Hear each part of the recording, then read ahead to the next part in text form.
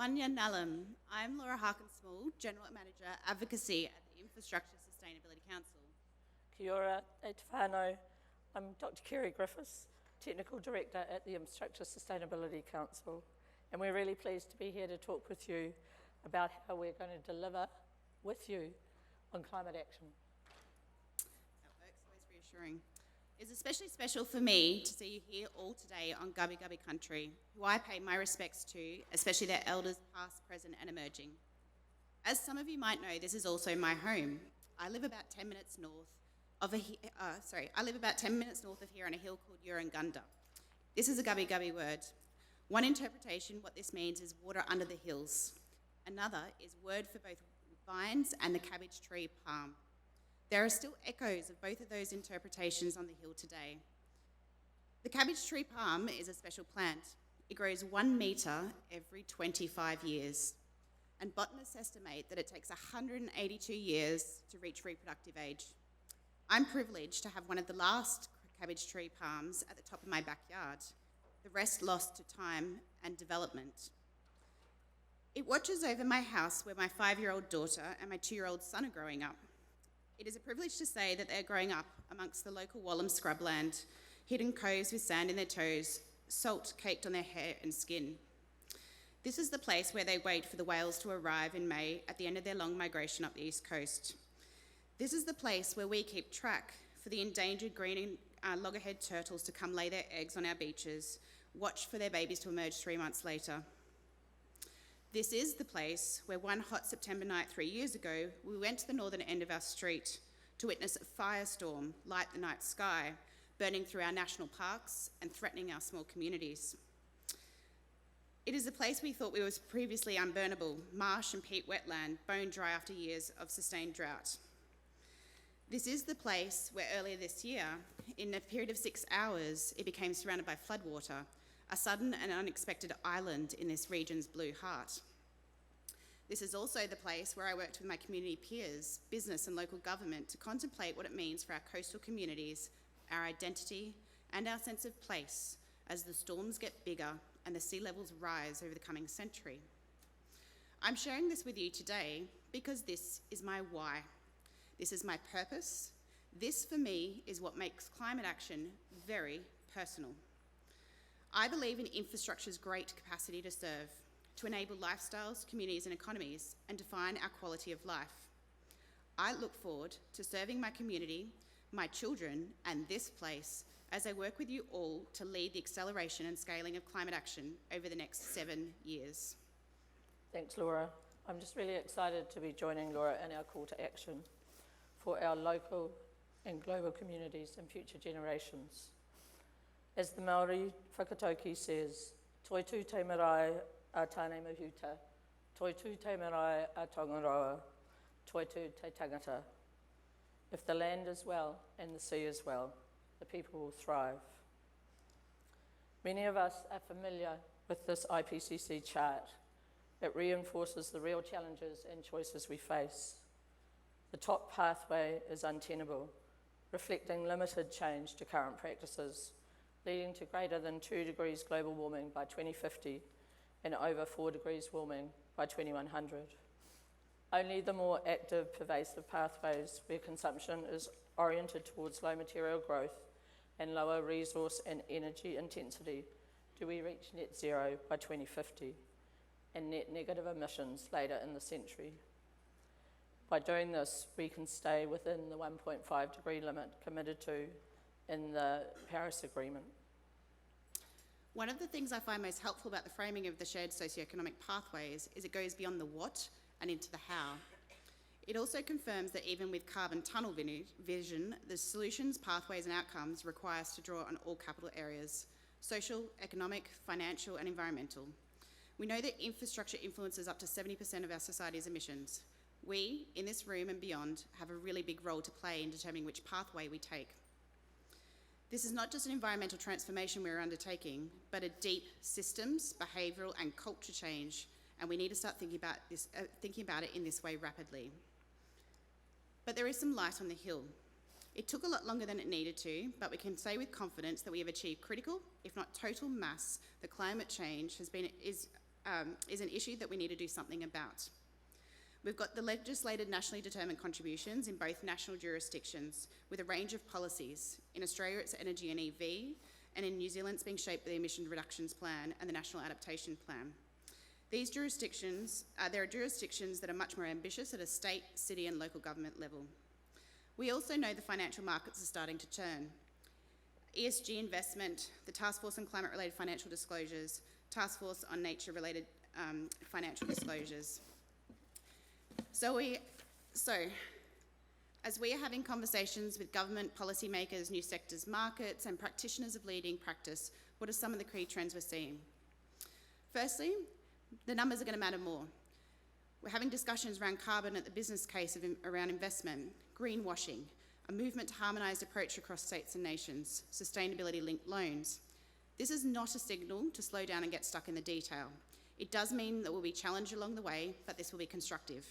The tide is flowing in our direction. We need to get more agile and quicker at making the most of it.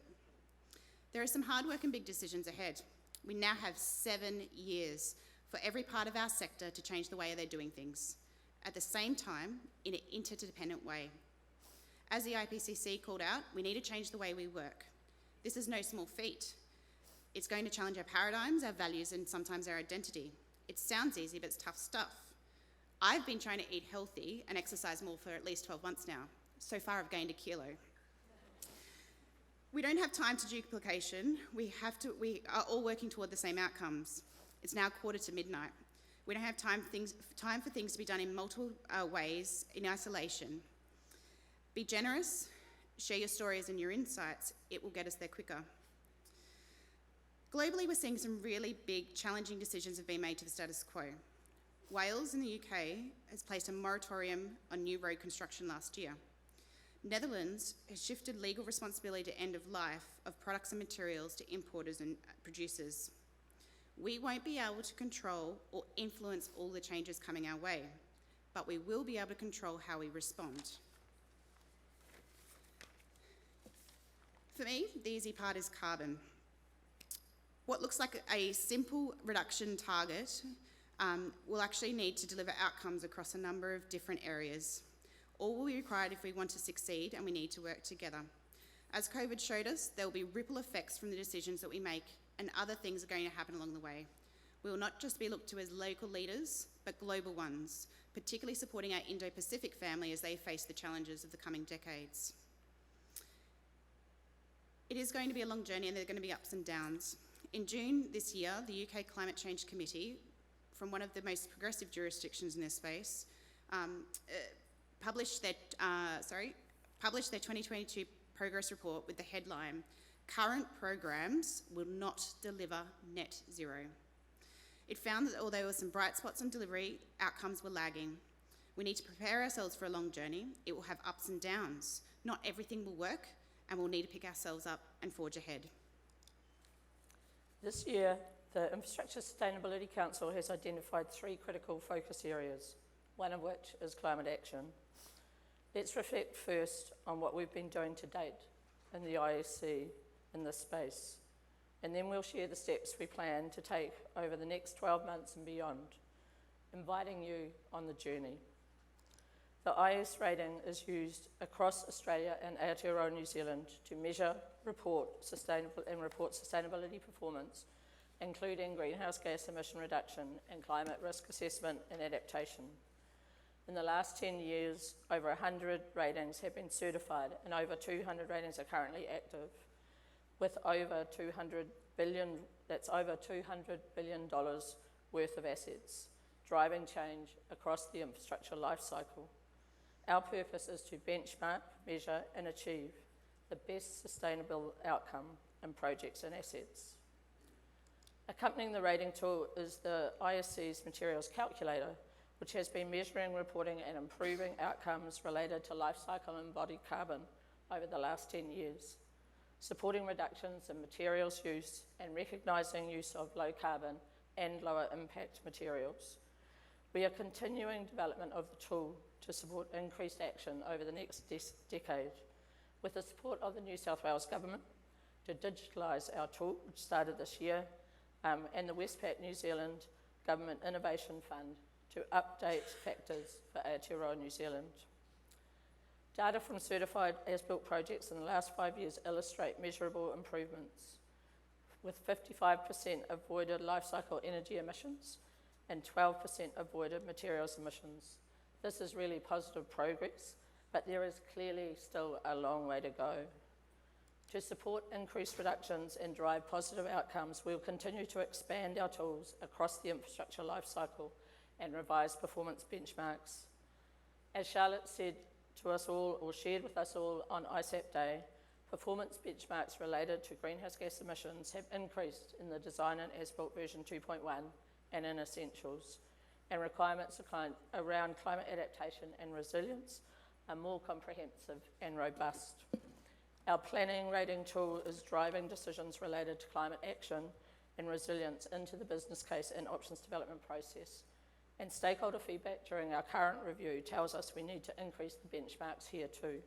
Similar action will take place with the operations rating. Additionally, supporting mechanisms such as the newly introduced IS impact notes provide guidance on how to employ the IS rating to achieve specific sustainability outcomes. The first note published focused on low embodied carbon materials and is a great resource for driving change. There will be more to come. At the ISC, we measure what matters. We draw on data across our certified projects to show progress, benchmark performance, set baselines, and identify areas for further development.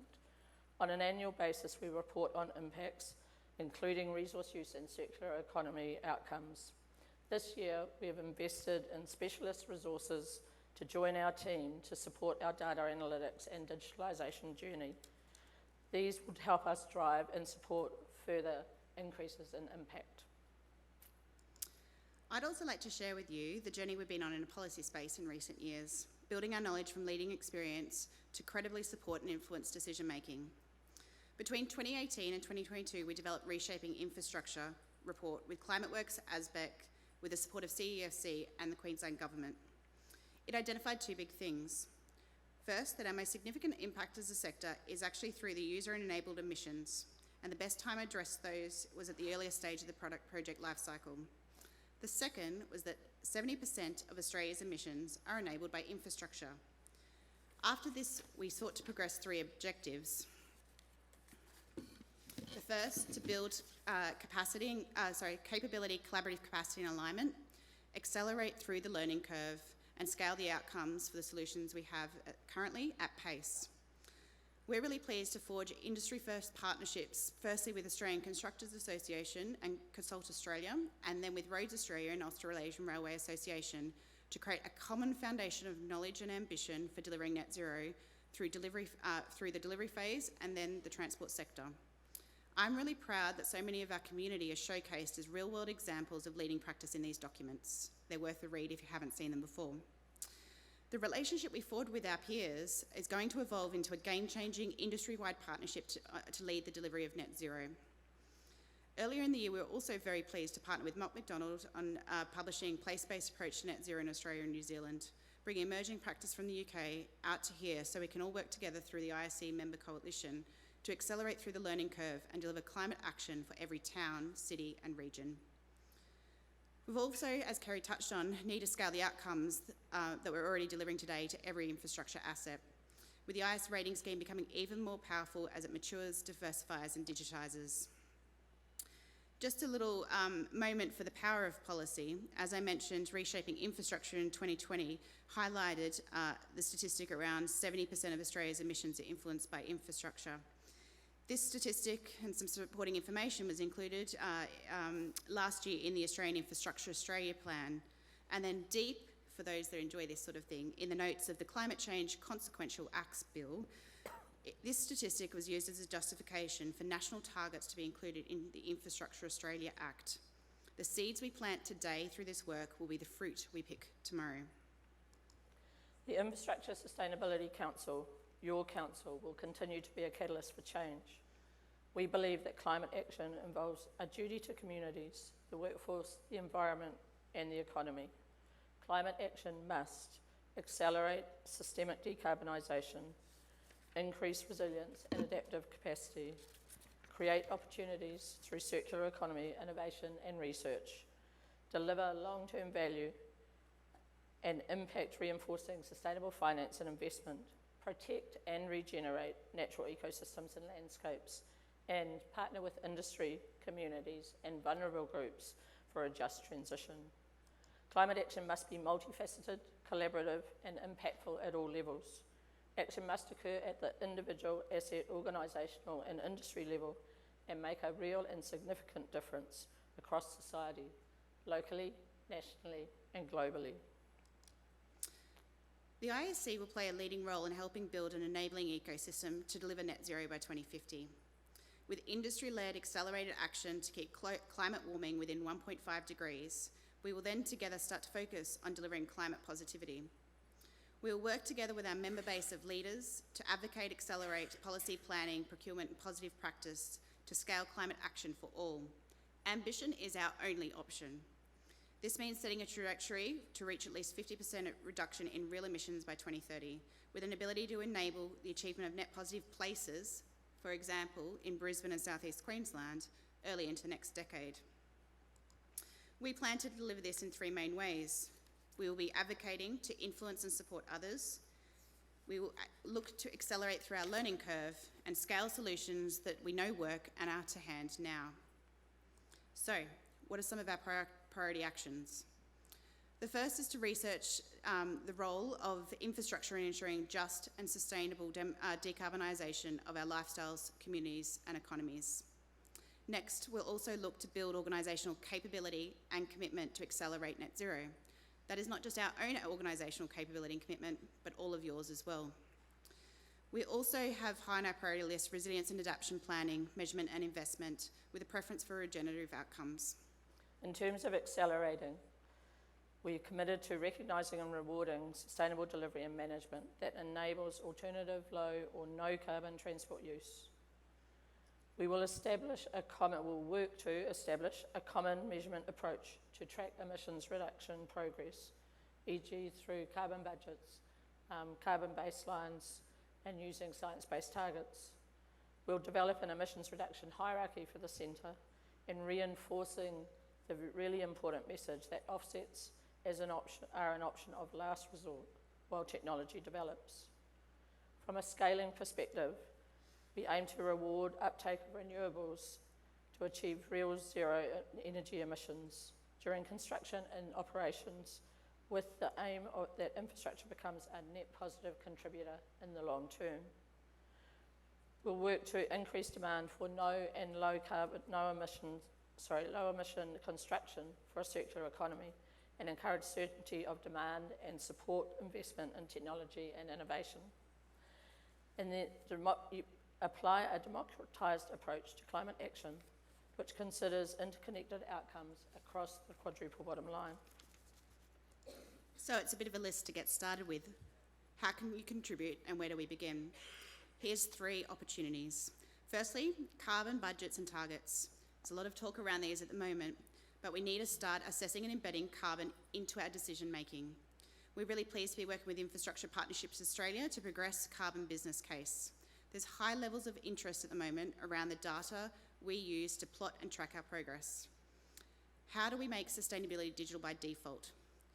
Some opportunities for you is to support this call to action and get ready for it to come. There is also the opportunity for you to take the lead. Another big piece of work is around harmonisation and alignment. We need to level up to step up. We need to make the most of economies of scale. We need to create harmonisation between mandating practices across policy, planning, procurement and investment. Some of this can come from government, but it can also come from industry and the value chain. There is no time to waste for the others to make the first move. Another big piece is around collaboration for impact. We need spaces and mechanisms to come together. The ISC member coalitions are a great way to collaborate on accelerating through learning curves with colleagues on specific topics. We have three new coalitions that are currently just finding their feet: place-based approach to net zero, systemic resilience, and shifting our business model for circular outcomes. They join Modern Slavery Coalition in being able to share learnings and insights more widely so that the industry can scale. These coalitions go deep, but we must also go wide. This is what the Infrastructure Net Zero Partnership has decided to do, to convene, to coordinate, and to collaborate across our systems of systems, government, proponents, supply chain manufacturers, led by industry peak bodies. It will create the community common, the roadmap, and the architecture for our shared transition. The climate challenge is large, and we are clear increased action and bold leadership is needed. We need to step up together and bring others along on the journey. We're now excited to hear from two organisations who will share their stories on climate action. Tēnā koutou, tēnā koutou, tēnā koutou katoa.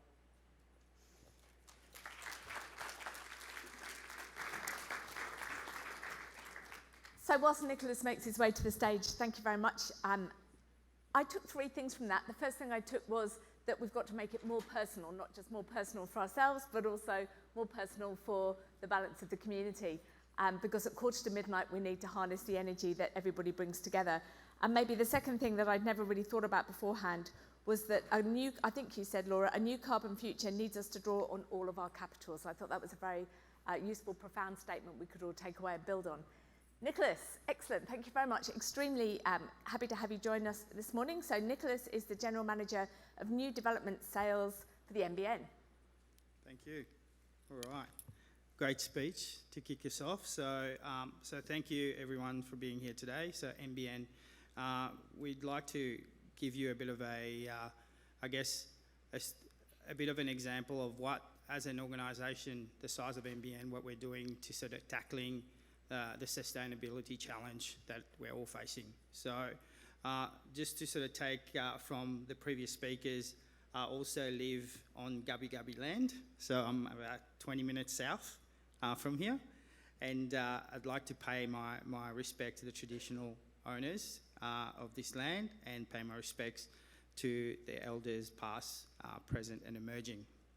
So it's hard to believe, but just over 10 years ago, the NBN network didn't exist. Yet, I think we can all agree that in just over a decade, it truly has changed our Australian way of life.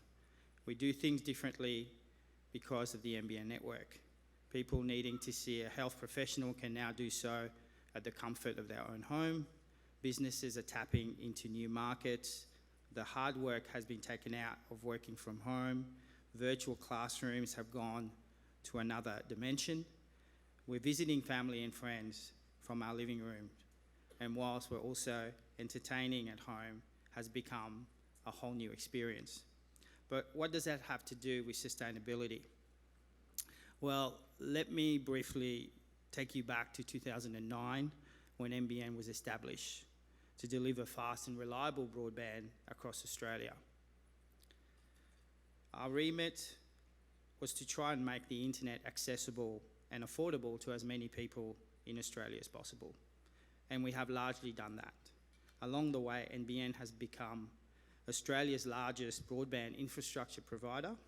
We now maintain and operate a nationwide network that connects over 12 million premises, which translate about to 17 million Australians. This also means we have become one of the top 50 users of electricity in Australia, as per the National Greenhouse Gas and Energy Reporting Scheme. And that's where sustainability comes into play. We can make a big difference if we take sustainability seriously, and that's exactly what we're doing. The one great advantage that NBN has is that it is in a privileged and rare position as a government business enterprise. That means our entire existence is not totally dependent on profit and loss. Don't get me wrong, that's very important. But as we are owned by the taxpayers, our higher purpose is to lift the digital capability of Australia.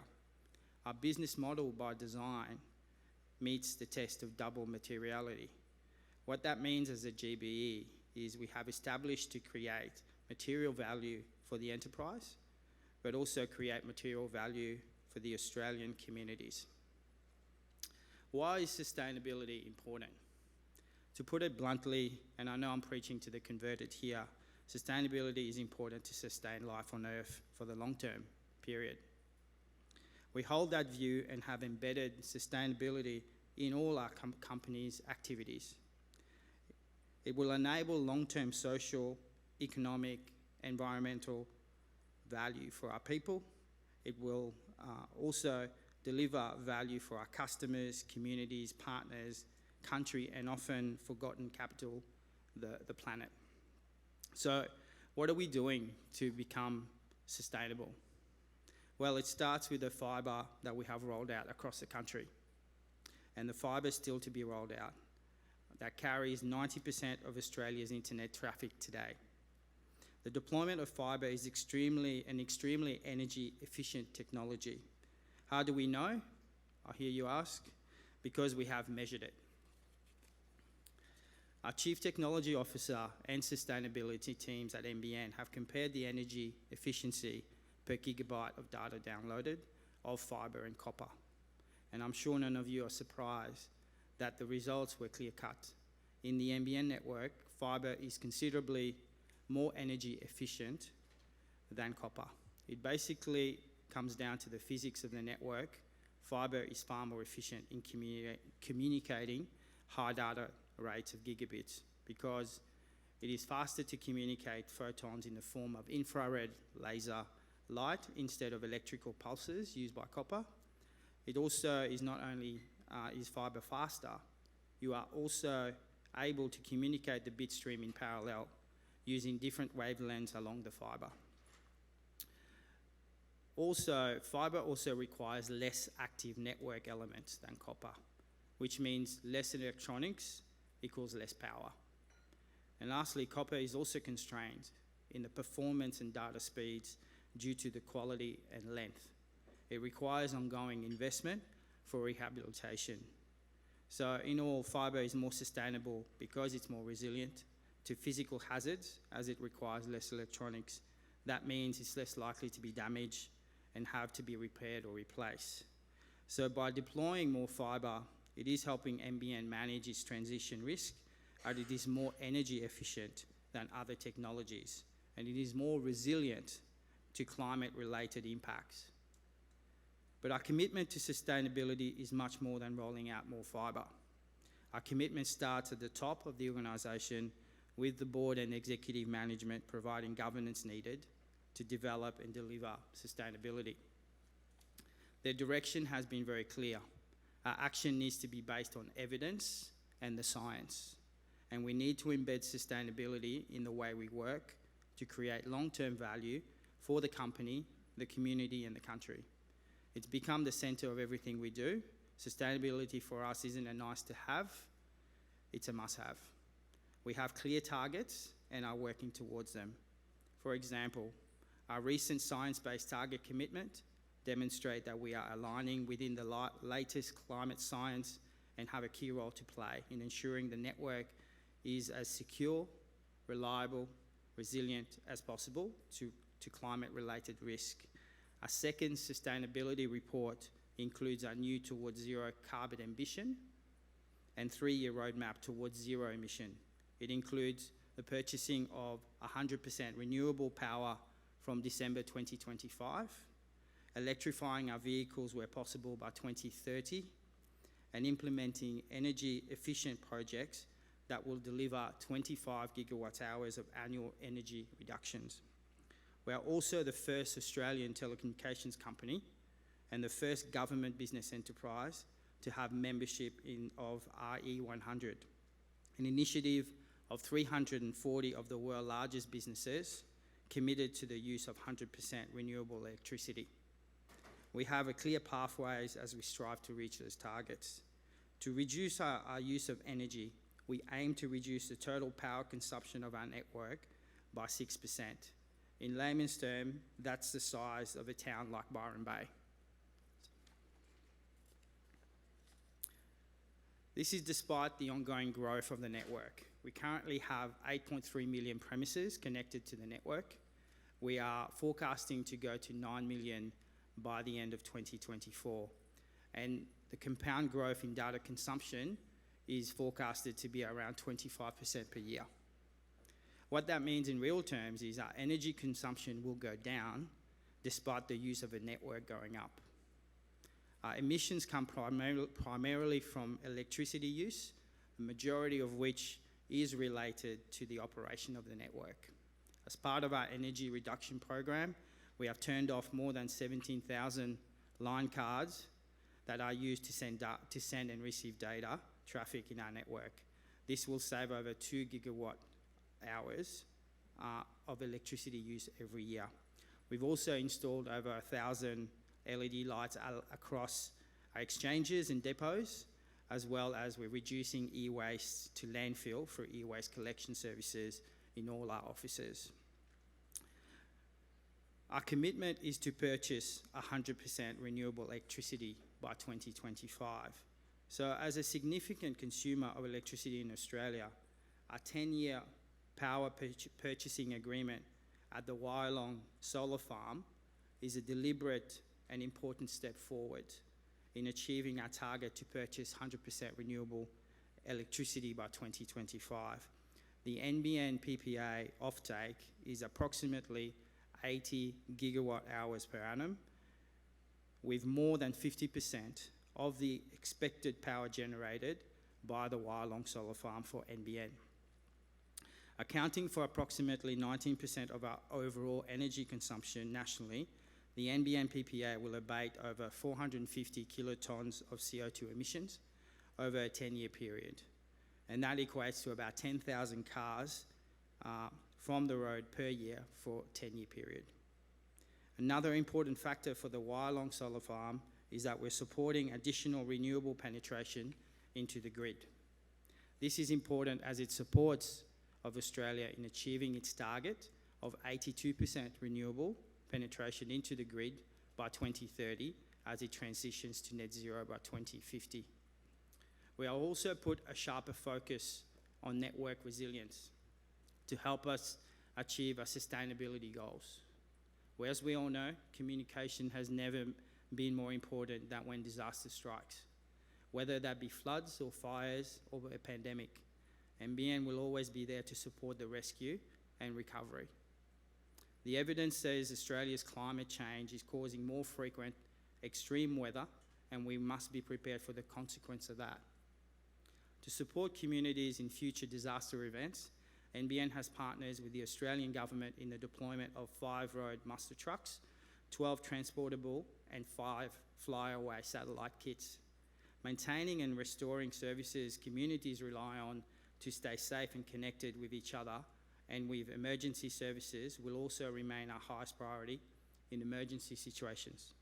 At these times, the company invests in additional resilience measures including temporary network infrastructure to expedite network recovery and satellite network infrastructure redundancy to support customers affected by significant power outages. The obvious question is, how do we pay for all that? Tens of thousands of kilometres of extra fibre, a towards zero carbon ambition, and measures to reduce energy consumption, increase the use of renewables, and built-in resilience. Those things aren't free. So how will we pay for it? Well, part of the answer is sustainable finance. Sustainable finance is a critical lever that we're using to manage both transition and physical risk and leverage any transition opportunities. We launched our sustainability bond framework in February this year, which provides a basis for NBN issuing green, social, or sustainability bonds to raise funds in financial markets.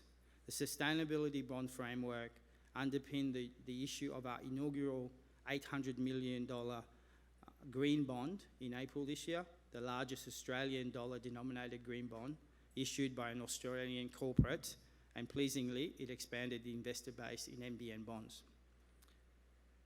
The use of proceeds from the green bond issuance are allocated to company projects as part of our commitment to energy efficiency and renewable energy, which includes deploying more fibre into the network and entering into further PPAs for renewable electricity purchases. And our commitment to sustainability also extends to our people. We are building capacity within our employees and our supply chain partners to enable culture change. It's that change that will ensure that we maintain the momentum needed to meet our targets. In conclusion, NBN is in a privileged position to make a real difference to this country and the planet by developing and delivering sustainability across the organisation. Our purpose is to lift the digital capability across Australia, and we can only do that if we're environmentally, financially and socially sustainable. We have aligned ourselves to the science, committed to targets, have begun our journey. We have done this not only because it's the right thing to do, but it's also the smart thing to do. Because at NBN, we know we are going to be around for a long time, and that's why we take sustainability seriously. It's all about looking after people and the environment, so we hand down a healthy planet to our children. Thank you.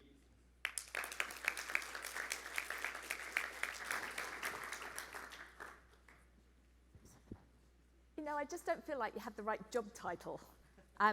That was not what I expected to hear. It was fantastic and very galvanising. Thank you. I particularly picked out an expression I'm going to use in the future, which was the one about double materiality.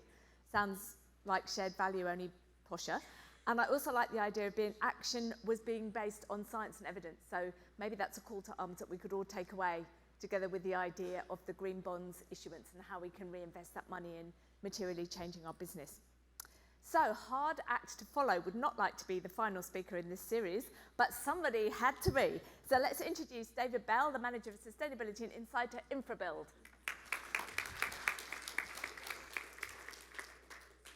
Thank you, Kate. Good morning, everyone. Indeed, a hard act to follow, as Kate said. My name's David Bell, and I'm the Manager of Sustainability and Insight at InfraBuild.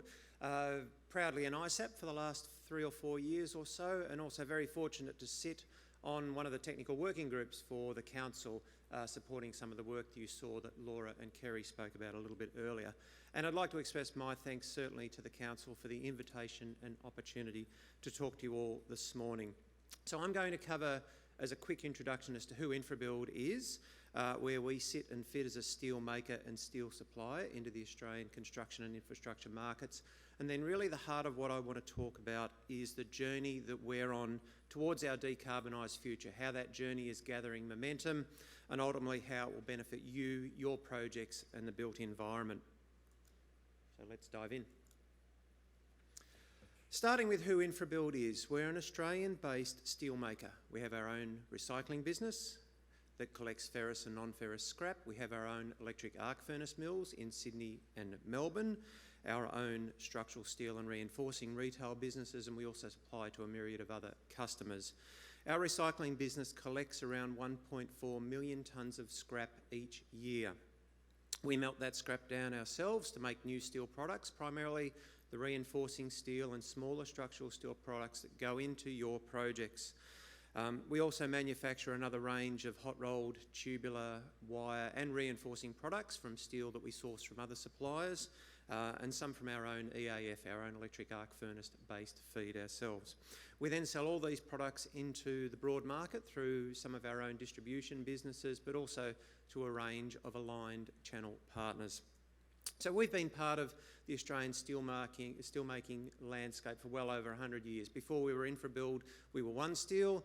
We were that from the Sydney Olympics to about 2016. Before that, we were part of BHP and many other names over the years. But we've sat as part of the Australian steelmaking landscape for well over 100 years. We service over 100 communities through our various locations and employee workforce, touching around 5,000 people right across Australia.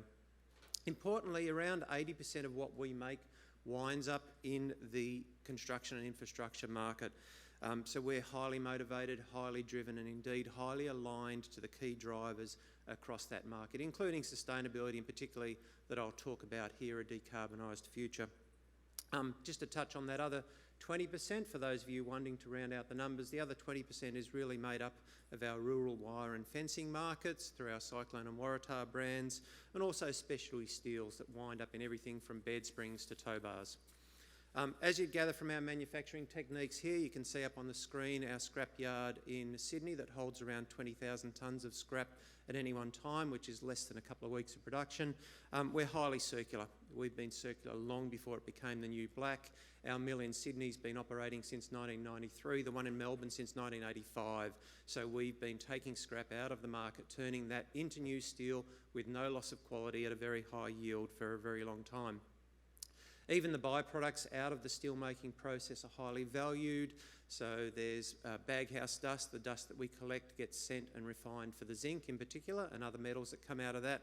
The slag that we generate gets used for road base. Even the fines and the scale, the small pieces of steel that come off through the process get sent to BlueScope and to the Whyalla mill, the GFG mill, for use in their steelmaking processes.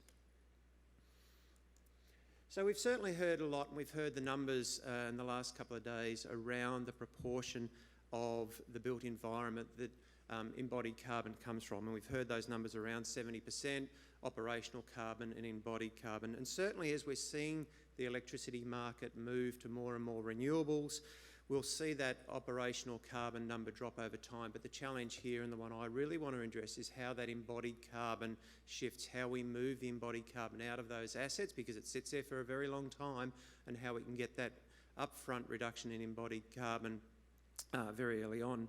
The other aspect to this is the proportion of steel and concrete and the proportion that that plays in the built environment. So globally, steel contributes around 8% of world greenhouse gas emissions, and concrete sits roughly the same. And across those main project types that you get involved with, that ISC rates, and you heard Kerry talk about this morning, road projects, rail projects, water supply projects and wharf projects, which are the vast bulk of the IS rated projects.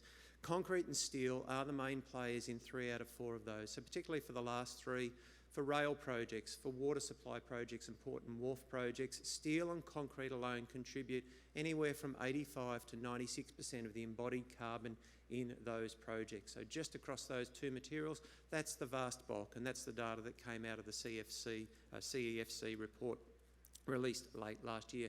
And this is really one of those key drivers, why there's the impetus for us as steel makers, for the concrete suppliers to reduce the embodied carbon in those materials, so we can ultimately hit those criteria around limiting the global temperature rises and meeting that chart that Kerry put up a little bit earlier.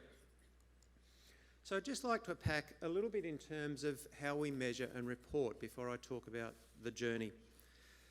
So first off, in terms of environmental product declarations, EPDs, I'm pretty sure I've got a very informed audience here that know what EPDs are and what they're all about. So I'd just like to share that as InfraBuild, we have 5 EPDs out in the market, and we've had those out since 2016. 2 of those cover the way we make steel at a mill level or a wholesale level, and the other 3 take that through to our retail businesses, one of which from a structural steel point of view, and the other 2 from our retail reinforcing businesses. So I said we launched the first version of these back in 2016. We did a full update and revision in 2020, and that's the current suite that are out and about in the moment for you to access. And just like to highlight, even within that change, in that 4-year period, reduction in global warming potential numbers, so the numbers that you would use, of 9% for reinforcing bar and 22% for reinforcing mesh products. So an absolute reduction in the global warming potential numbers over that time. And a lot of that was around us shifting our feed, moving away from blast furnace feed, increasing the use of our electric arc furnace derived feed through our own facilities. Just on the right, very proud to announce that this was back in March, that we released our first standalone corporate sustainability report as InfraBuild back then. And this unpacks a lot of what I'm covering today, but it also goes into the much broader sustainability piece, the ESG, the various pillars that sustainability represents. So I'd encourage you to have a look at that at your leisure and pleasure, and have a look at, within that, the broader sustainability initiatives and achievements indeed that we have in motion.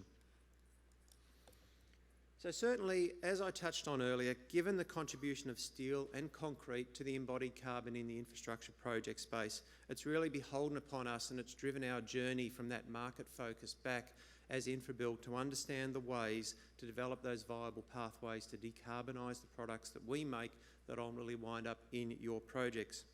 So we certainly understand that there are a multitude of drivers for decarbonisation, be that from the environmental reasons for driving a lower global warming potential, looking at it through the customer lens, looking at it from a shareholder or stakeholder imperative, and even looking at it from being an attractive employer to both our current employees but also future employees coming into the business.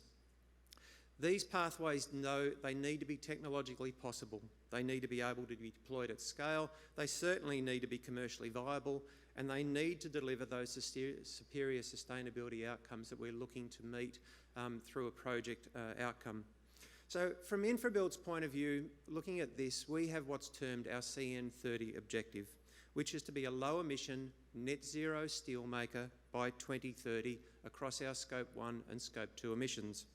Not 2040, not 2050, but 2030, 8 years' time. And we're confident we can get there. Supporting this CN30 objective, we have a formal sustainability strategy signed off by our ExCo well over 12 months ago that lays out the framework and the actions that we have underway and are yet to undertake or to guide us on our journey. As a subset of that, we also have a specific decarbonisation strategy that guides us around that specific journey around how we decarbonise, what the journey will be, what our goals will be, and how we will get there. We certainly know what our Scope 1 and 2 emissions are. We report those and have been for well over a decade. We put those in our sustainability report.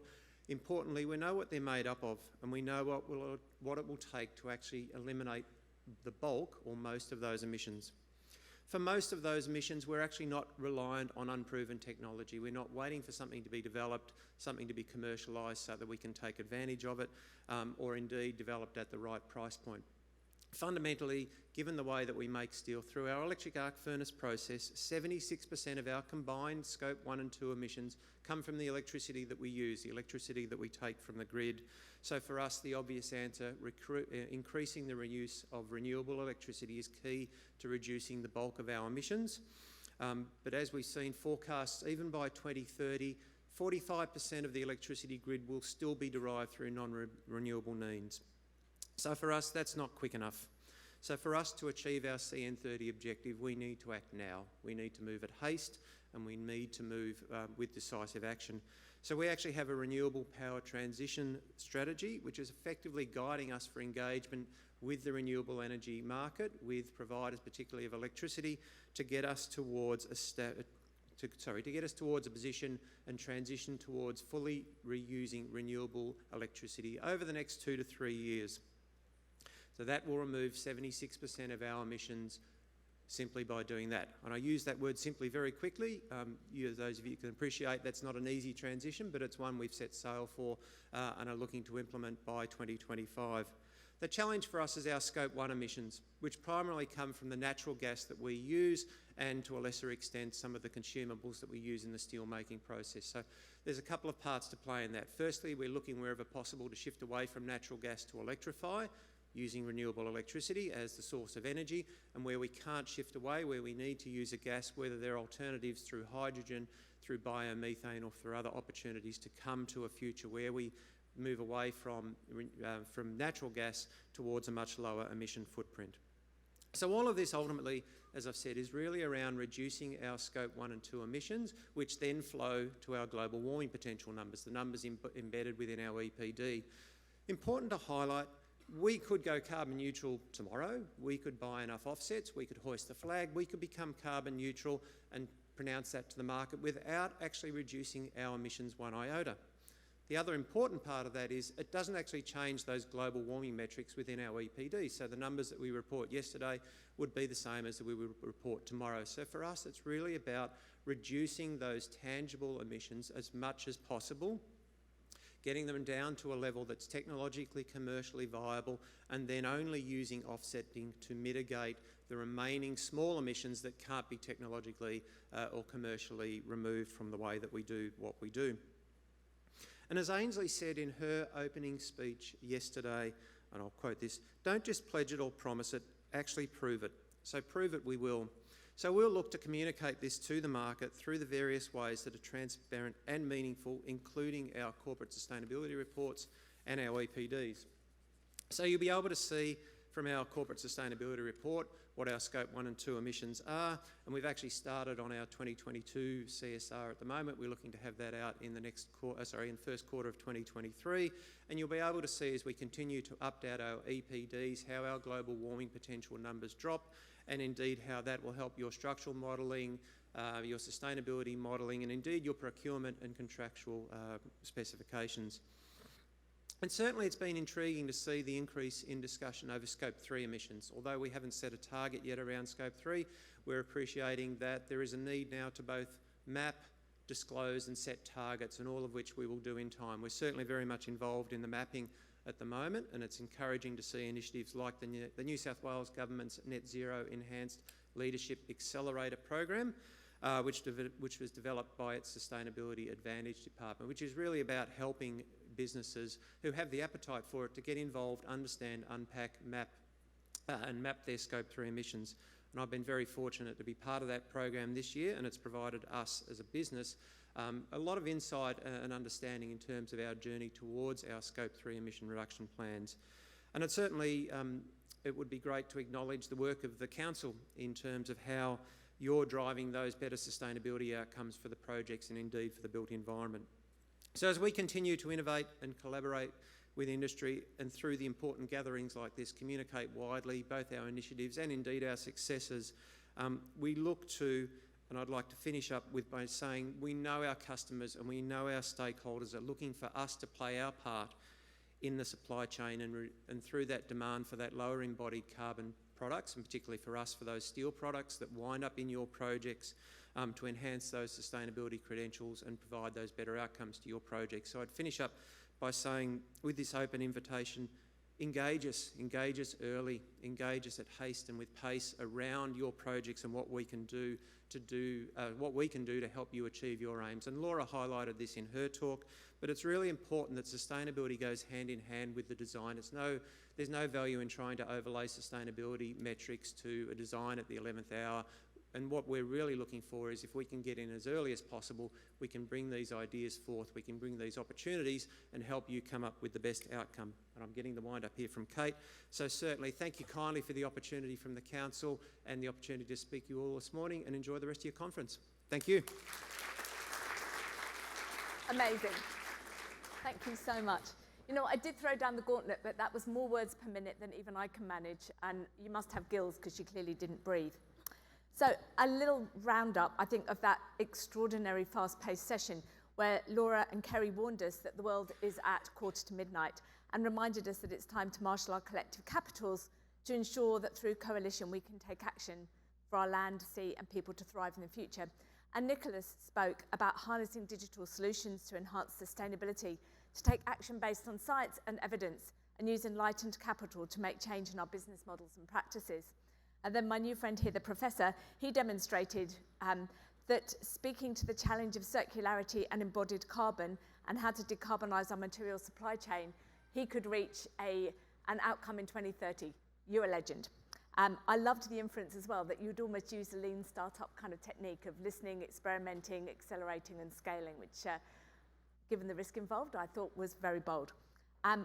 So with the remaining 15 minutes that we've got left in our metaphorical midnight, I think it's really important that we actually continue these kind of conversations. I found that really exhilarating. So we're going into a break now. Let me explain to you what's going to happen. We're going to first of all thank our session partner, NBN.